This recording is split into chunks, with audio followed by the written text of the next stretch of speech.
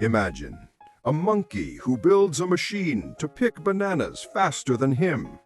At first, he's proud.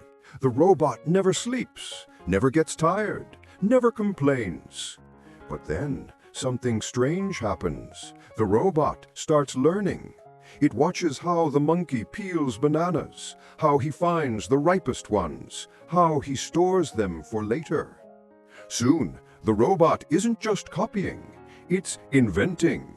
New ways to grow bananas, new ways to share them, new ways the monkey never imagined.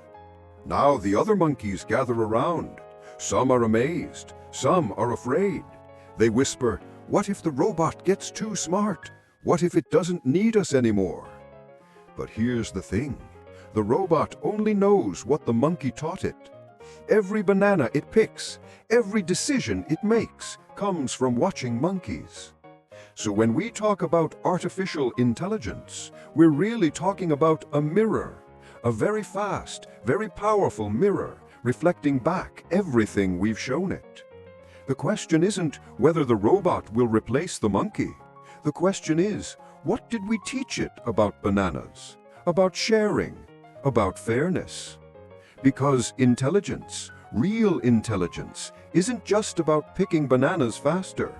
It's about knowing why we pick them in the first place. Maybe the smartest monkeys aren't the ones who build the fastest robots. Maybe they're the ones who teach robots to care about every monkey in the jungle. So next time you worry about artificial intelligence, remember, we're still the monkeys who built it. We're still the ones who decide what it learns about bananas. And maybe that's the most important lesson of all.